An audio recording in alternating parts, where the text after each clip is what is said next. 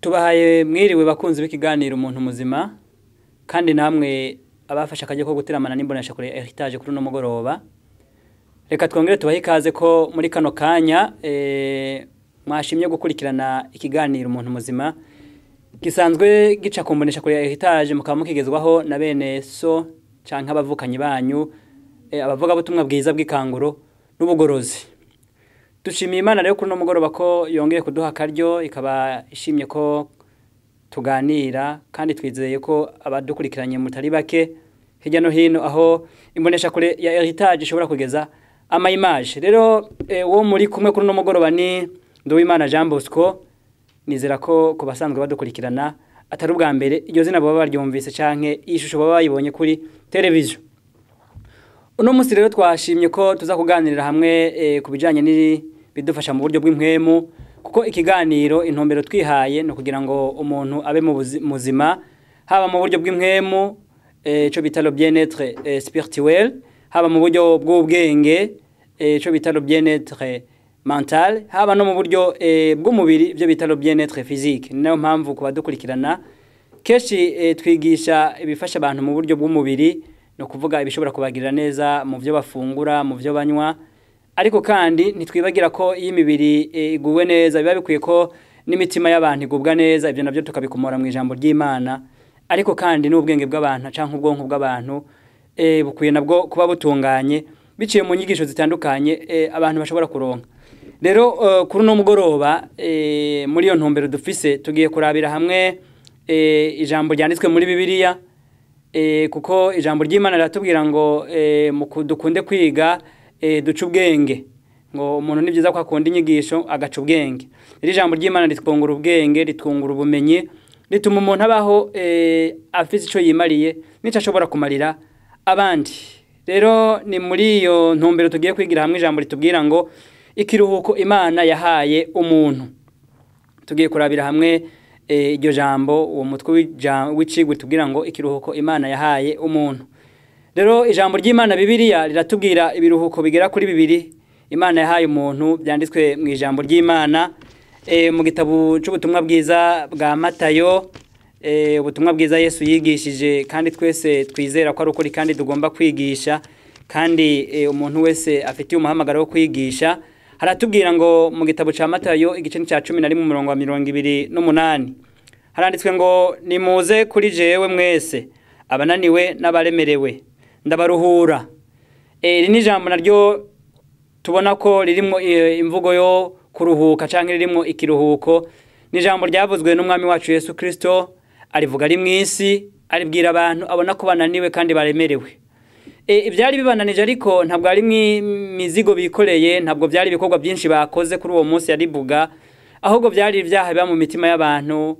Umuntu akacogora, akananirwa, akaruha, akumva arabuza amahoro mu bwenge bwiwe, akumva agatima nama kiwe ntigatunganye ntigatekanye, bitewe nkumbure n'ibyaha bitandukanye umuntu aba yarakoze, bitewe nkumbure n'ibigabitanye bitandukanye yagiriyemwo, bitewe nkumbure n'ubudamarare bw'umutima wiwe agenda acamwe mu buryo butandukanye, hakagera igihe akumva araremerewe, akumva arananiwe. Yesu rero yaravuze ati nimuze abarushe n'abaremerewe ndabaruhura.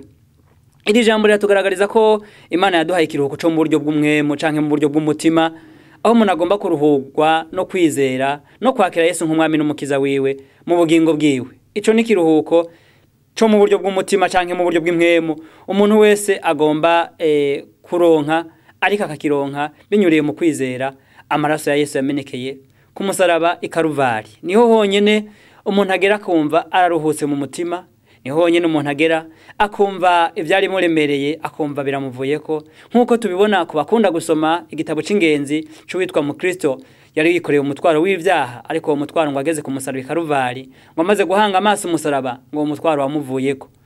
Nta handi tubonera ikiruhuko cyo mu buryo bw'impwemu, nta handi tubonera ikiruhuko cyo mu buryo bw'umutima, no kwemera amaraso y'igiciro yamenetse ku musaraba ikaruvari. Ayo nayo na Yesu Kristo umwami n'umukiza w'iyisi. Abamwizera bakamwakira ngo yabahaye gucika abana b'Imana. Ibyo byanditswe mu butumwa bwiza bwa Yohana igice ca mbere umurongo waho wa 12 na 13. Ngo abo yabahaye gucika abana b'Imana, kandi abo yahaye gucika abana b'Imana yabahaye no kuruhuka mu buryo bw'umutima, yabahaye no kuruhuka bagatekanirwa mu mitima yabo. Ariko rero ntabwo tugamije kuvuga byinshi kuri ico kiruhuko cyo mu buryo bw'umutima, kuko twese turagomba kumwizera, kuko abamwizeye nibo yahaye gucika abana b'Imana. Kandi yaravuze muri Mariko 16:16 ngo wizera akabatizwa azokizwa. Nitwizera tukabatizwa, tukizera agakiza yatanze ku musaraba Karuvari, tuzokizwa, kuko nico kizoruhura imitima yacu. Nico kiruhuko rero hano Yesu yavuze, avuga ko ikiruhuko kiruhura imitima yacu, nuko umwizera tukizera incungu yacu yatanzwe ku musaraba Karuvari. Ariko rero Bibiliya iravuga kandi ikiruhuko c'umubiri, iravuga ikiruhuko c'umubiri, kukaba nkako nta ukora yobora kuruhuka. Iyo umuntu yakoze aragira ijoro akaruhuka, akagira amasaha runaka mu ijoro aryama, noneho kugira ngo mu gitondo avyutse avyukane inkomezi. Urumva ko kuruhuka navyo umubiri ubu bikeneye. Imana rero ntiyibagiye kukiduha ico kiruhuko, ikakiduha rimwe mu ndwi, ari nawe mpamvu buri muntu wese akwiye kumenya ko Imana yatanze umunsi umwe mu ndwi abantu bakwiye kuruhuka ko, maze imibiri yabo ikabona kongerwa inkomezi. Mu gitabo c'itanguriro igice cyaho ca kabiri hatwereka Imana imaze kurema ibintu hafi byose, kuko Bibiliya itwereka ko Imana yahereje kukurema umuntu. Ihejeje kurema byose nayo ngo Imana yaranonosoye maze yaruhuka. Itanguriro igice ca kabiri umurongo wa 2 n'uwa 3 haranditswe ngo ku munsi ugira indwi Imana inonosora ibikorwa byayo yakoze, iruhuka ku munsi ugira indwi ibikorwa byayo byose yakoze. Nuko Imana ihezagira uwo munsi w'indwi iraweza, kuko ari wo Imana yaruhukiye ko ibikorwa byayo byose ibyo yaremye kandi yakoze. Imana yarakoze, yararemye yongera irakora. Nukuvuga ko aya majambo abiri, kurema no gukora, kurema no gushiraho ikintu kitari gihari kandi kabishirishaho ijambo. Bibiliya tubwira ngo ijambo ngo niryo ryaremye, kandi iri jambo by'ukuri ry'Imana ryarimo ubushobozi rirema isi. Ariko Imana yongera irakora, yaravyihweje irabinonosora, maze imaze kuvyihweza ikabinonosora nayo ngo iraruhuka ku munsi ugira indwi. Ariko hano ico twokuramwo nuko Imana itari ruhuse kubera irushe. Oya, ahubwo nakarorero yari igombye guha umuntu kugira ngo umuntu nawe azohore akurikiza akarorero ko kuruhuka, nkuko Imana nayo yaruhutse. Ntabwo Imana yari iruhuze kubera irushe, kuko n'ubu irakora. Yesu yavuze ngo data arakora kandi ayamara akora. Data naruhuka, data twese naruhuka, kuko aruhutse gukora. Twebwe abari mu isi hari ibyo tutoba tugishoboye gukora. Ni waduha impwemu duhema, niwe atuma amazi atemba, niwe atuma izuba ryaka, niwe atuma imvura igwa. Murumva ko buri gihe arakora. Ariko kugira ngo umuntu yararemye aruhuke agubwe neza, Imana yamushireho ikiruhuko, ibanza no kumuha akarorero umuntu azokurikiza. Rero Imana yatanze ikiruhuko muri Bibiliya, kubasoma Bibiliya kandi bakizera ko ari ijambo ry'Imana, bakanavyemera, bakanavyatura, bakanabishingira intahe nkuko Yesu yabivuze. Iri jambo ry'ikiruhuko ryanditswemwo, ariko rivugwa mu mvugo zigera kuri zitatu. Rivugwa mu mvugo zigera kuri zitatu. Mu gitabo cyo Kuvayo igice cyaho ca 16 handitswemwo iri jambo. Igitabo cyo Kuvayo igice ca 16 haranditswemwo iri jambo, igice ca 16 here ku murongo wa 22 n'ibiri haratubwira ngo maze kuwa gatandatu begeranya ibyo kurya bingana kabiri n'ibyo bahora bazana. Umuntu wese agira omeru zibiri. Abakuru bose b'iryo shengero baraza babibarira Mose. Arababarira ati ibyo nivyo Uhoraho yavuze, ati ejo uzoba umunsi wo kuruhuka w'isabato irobanuriwe Uhoraho. Nibagende barondere ibyo bagomba, bateke ibyo bagomba, ibisagutse babibike babiraze. Hano harimo amajambo abiri bakoresheje amajambo abiri. Baravuga ngo ejo uzoba umunsi wo kuruhuka, no kuvuga umunsi w'ikiruhuko w'isabato irobanuriwe Uhoraho. Aya majambo abiri avuga ikintu kimwe, nubwo rimwe riri mu rurimi rukomoka mu Giheburayo batashize mu Kirundi, canke twovuga ko bakoresheje isubiramo ry'ijambo. Bakoresheje ijambo, bavuze ikintu kimwe kivuga mu mvugo canke mu ndimi zibiri. Ikiruhuko ni ijambo ry'Ikirundi, ariko isabato ni ijambo rikomoka mu Giheburayo, ariko naryo risobanura ngo ikiruhuko canke ico bita repos mu Gifaransa ca kino gihe, mu byo bita français courant. bavuze saba canke lo saba canke isabato canke sabaf canke sabato canke sabati canke sabatao bivana n'ururimi umuntu yumva. Ni ijambo rimwe mu Kirundi rivuga ngo ikiruhuko. Rero aho kubasoma muri Bibiliya bavuze isabato bavuze nico kimwe nuko umuntu yovuga ikiruhuko.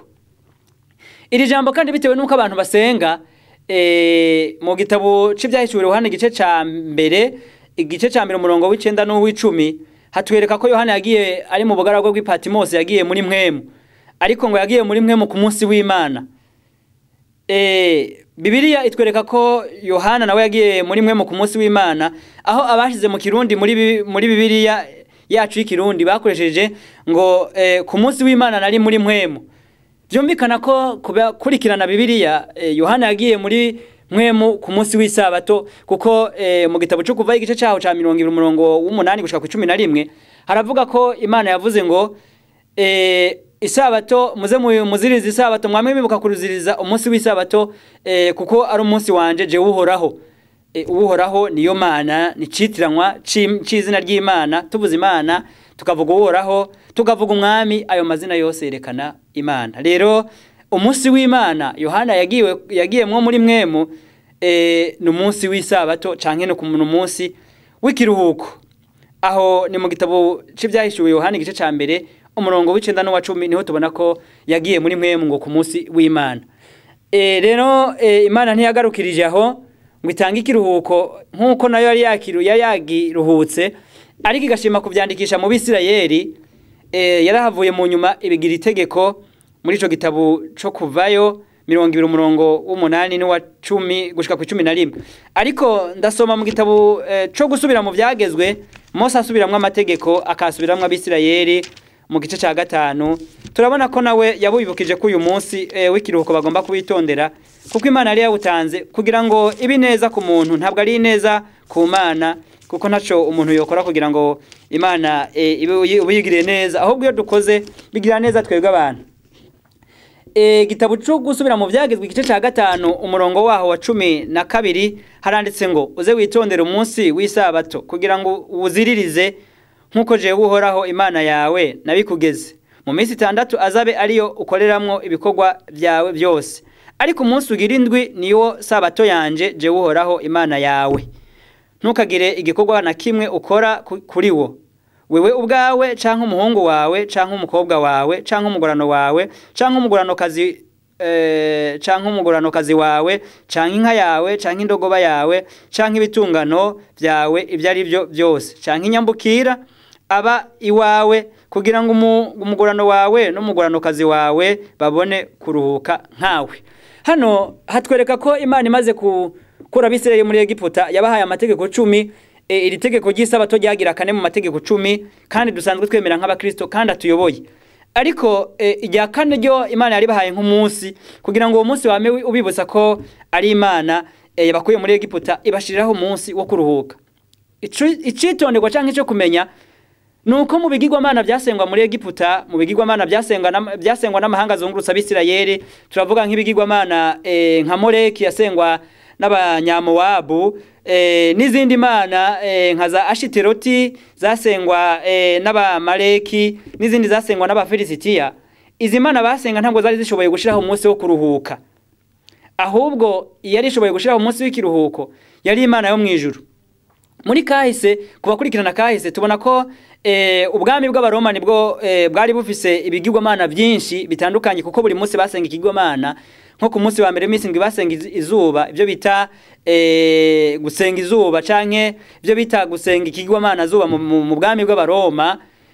Turabona ku wa kabiri bagasenga ibigirwamana bitandukanye gushika ku munsi w'indwi, kuko ku munsi w'indwi basenga ikigirwamana bita Saturne, ari naho hakomotse ijambo mu Congereza izina ry'umunsi mu Congereza ibyo bita Saturday canke Saturne, no kuvuga wari umunsi basenga ikigirwamana bita Saturne mu bwami bw'Abaroma. Ariko nta munsi numwe bari bafise, nta kigirwamana na kimwe cari carababwiye ngo muze muruhuke, ariko barasenga kuko gusenga no kuruhuka ntivyasa. Ariko ico kwitaho hano Imana ico yari itanze mw'isi kwari kugira ngo abantu bamenye ko Imana yashizeho ikiruhuko abantu bakwiye kwidagaduramwo bakaruhuka bakirigwa imbere y'Imana ukaba umunsi w'amakoraniro kuko igitabo cyo gusubira c'Abalewi mu 23 uhereye ku murongo waho wa mbere gushika nko kuri 5 aratubwira ngo muze muruhuke isabato uzuba umunsi w'amakoraniro yera. Rero umunsi w'ikiruhuko abantu bagira amakoraniro yera. Rero Imana yabitanze nk'itegeko kugira ngo abantu bavyumve bamenye ko mu mategeko 10 Imana itibagiye guha umuntu ikiruhuko. Bibiliya iratubwira ngo Adamu ni izina risobanura ngo umuntu. Muri ubutumwa bwiza bwa Matayo 12 ubutumwa bwiza bwa Matayo 12 Yesu hari ijambo nawe yahavuze kuri ibi by'umunsi w'isabato. Matayo 12 umurongo waho wa 10 na rimwe na 12 haranditswe ngo gushika ku 13 haranditse ngo arabishura ati muri mwebwe arabishura ati ninde muri mwebwe yoba afise intama imwe ikagwa mu cobo ku isabato ntayifate ngo ayikureyo? Mbega none umuntu ntaruta intama cane, none rero biremerwa gukora ibyiza ku isabato. Maze abwira uwo muntu ati ramvura ukuboko kwawe, arakuramvura kurakira gukomera nk'ukundi. Hano ico ndahasomeye no kugira ngo abantu bumve ko isabato ntabwo yari yashiriweho abantu kubabera igitsitaza canke amananiza. Ntabwo ikiruhuko Imana yagishizeho kugira ngo abantu bananirwe, ahubwo ikiruhuko Imana yagishizeho kugira ngo abantu bumve ko ari kugira ngo bidagadure baruhuke mu mitima, baruhuke no mu buryo bw'umubiri. Niyo mpamvu Yesu mu nyuma yabwiye abayuda ngo isabato ntabwo ari umuntu yashizweho ku bw'isabato, ahubwo isabato yashizweho ku bw'umuntu. Byumvikana ko ikiruhuko Imana yagishizeho kugira ngo umuntu yongerwe inkomezi. No kuvuga ngo iyo umuntu amaze indwi yose akora abakeneye umunsi wose w'amasaha 28 yiramvuye kugira ngo yongere agira inkomezi. Ibyo noneho turabisoma mu gitabo cyo kuvayo 23 kuvayo 23 umurongo wa 12 haratubwira ngo 23:12 kuvayo haranditse rino jambo ngo mu minsi 6 muze mukore ibikorwa byanyu, maze ku munsi ugira indwi muze muruhuke kugira ngo inka zanyu n'indogoba zanyu mukoresha nazo zibone kuruhuka, n'abana b'abaguranokazi banyu n'abakavantara bari muri mwebwe babone gutakuya. Hano harimo ibintu bitatu byavugwa. Haramwo ibikoresho byakoreshwa nk'inka zaja kurima, indogoba zatwara imizigo. Harimo n'abantu b'abagurano n'abaguranokazi abaja bo Misirayeli, abakozi b'Abisirayeli, abayaya n'ababoyi ba kino gihe, canke abakozi bo mu mirima, abakozi bo mu mabutiki, abantu basanzwe bakoreshwa n'abandi. Imana yarishizeho ikiruhuko kugira ngo uwo munsi nabo ntibakora kugira ngo batakuya. Byukuri umuntu yamazindwa akora yarakwiye kuronka umunsi umwe mu ndwi akamara amasaha 28 yumva yidagadura, noneho akongera gutangura iyindi ndwi yuzuye inkomezi. Rero niyo mpamvu Imana yashize ikiruhuko ku munsi wa nyuma w'indwi. Yishira hagati mu ndwi byari kutugora kongera gusubira gukora hagati mu ndwi, tukongera gusubira gukora twaruhutse hagati mu ndwi. Ariko Imana yaravye ko ari byiza ko turuhuka umunsi wa nyuma w'indwi, noneho tugatangura iyindi ndwi twuzuye inkomezi zo mu buryo bw'imwemu. Imana yaturuhuye mu mutima no kuvuga twahariwe ibyaha byacu, ariko kandi twuzuye n'inkomezi zo mu buryo bw'umubiri, umuntu ashobora kuja gukora ibikorwa vyiwe mu ndwi yose yumva yuzuye inkomezi z'umubiri. Rero uwo munsi rero w'ikiruhuko Imana yarawutanze, ibuha Abisirayeli nk'itegeko, ariko ibabwira ko bazohora banaharura iminsi bahereye kuri uwo munsi. Mu gitabo cyo c'Abalewi igice ca 23 Imana yababwiye ngo muzohore muharura iminsi muhereye kuri uwo munsi. Uwo munsi niwo wari umunsi w'indwi, umunsi wawukurikira waba ari umunsi wa mbere w'iminsi indwi. Abalewi 23:15 haranditse ngo kandi muze muharura iminsi muhereye kuri uwo munsi nyene ukurikira isabato, ari uwo munsi mwanzaniye ko umukama wishikanwa ryo kuzungagirizwa, habe amasabato ndwi yiramvuye.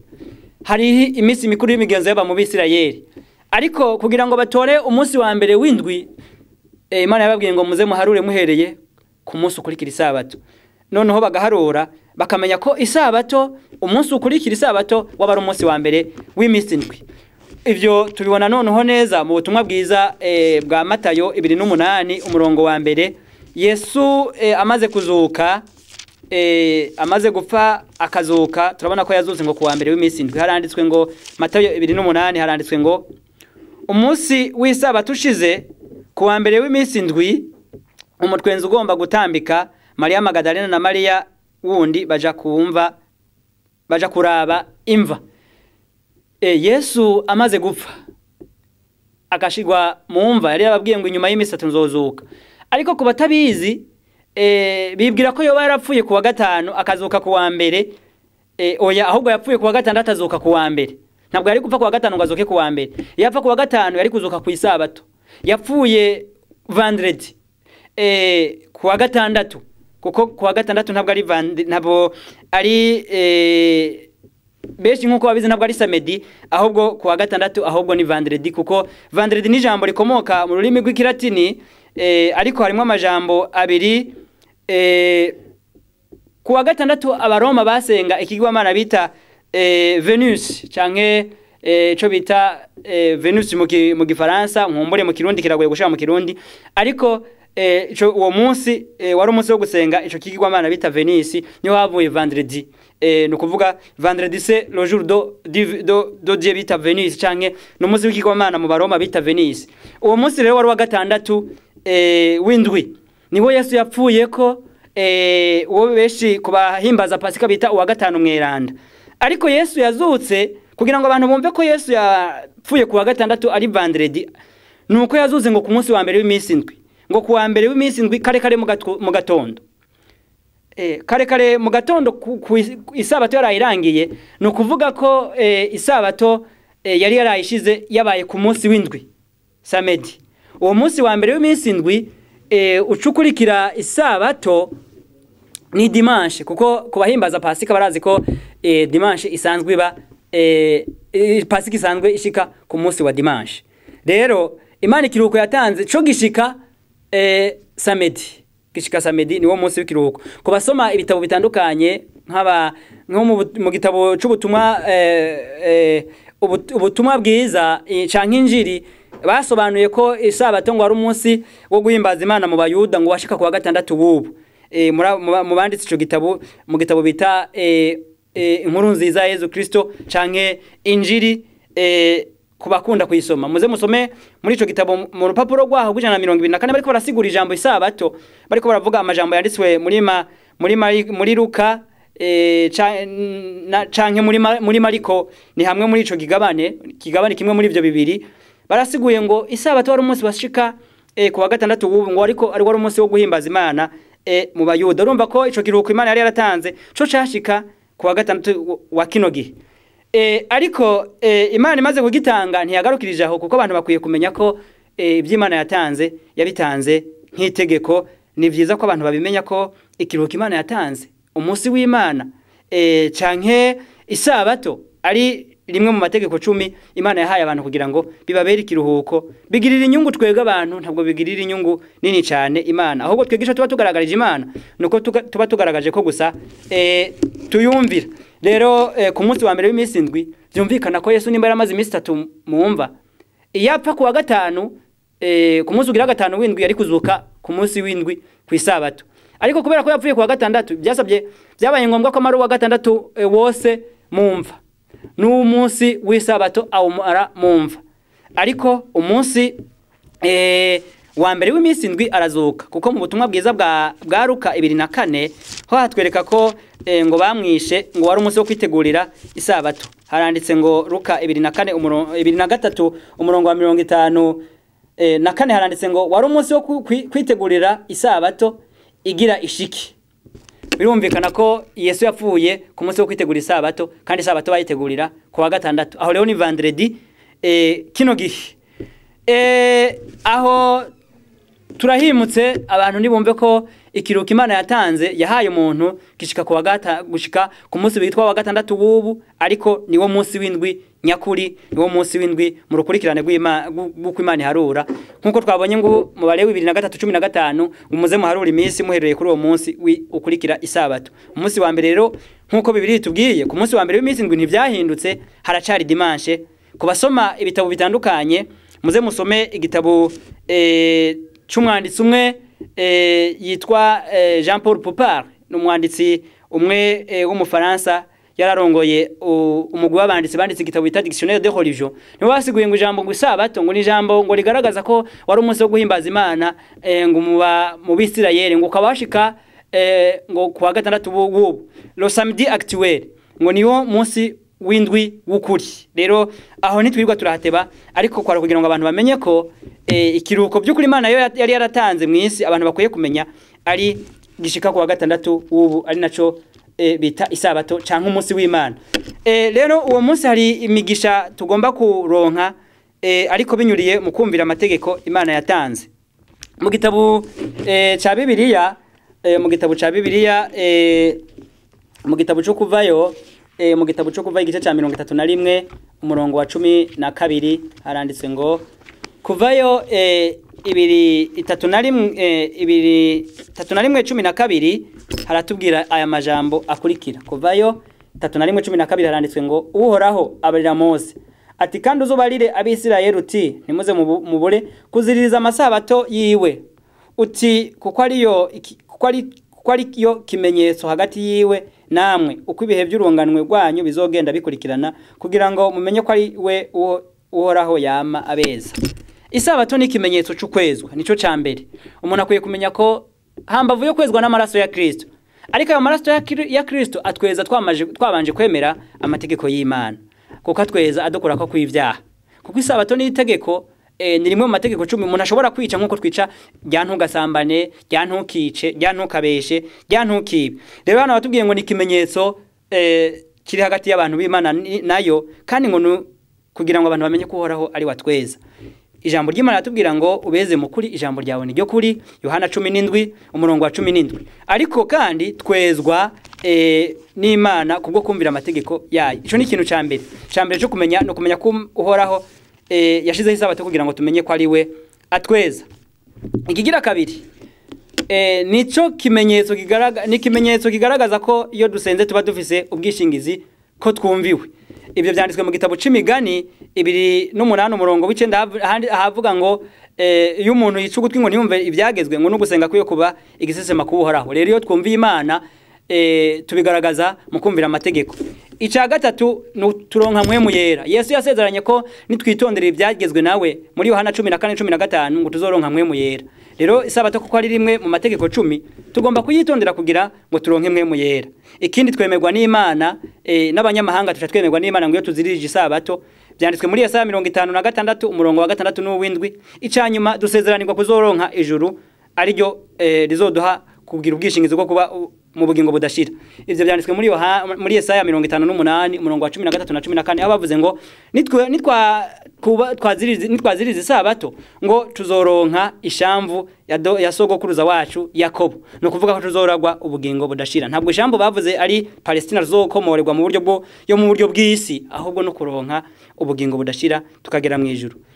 Rero murumva ko ikiruhuko Imana yahaye umuntu mu buryo bw'umubiri umuntu arakwiye kucita akakimenya. Nubwo hari iminsi 3 benshi baruhuka ko ku Bayisilamu baruhuka ijuma, ku Bakristo benshi baruhuka ku munsi wa mbere w'iminsi 7 aribo bita dimanche canke Dominika mu Kilatini, ariko hakaba n'abandi baruhuka ku munsi w'isabato. Ariko by'ukuri Bibiliya yo icitugaragarije nuko Imana ikiruhuko yarahaye umuntu no munsi w'isabato ushika ku wa gatandatu w'ubu, kuko ni wo munsi w'indwi w'ukuri. Mureke Imana ico kiruhuko kidusobanurire neza, mwemo akomeze kukitwumvisha, gutyo ntituze tubura ubugingo kandi twarize Yesu nk'umwami n'umukiza, ahubwo tuze twumvire Imana mu mategeko yayo, gutyo bize biduhe kuraga ubugingo budashira mu izina rya Yesu.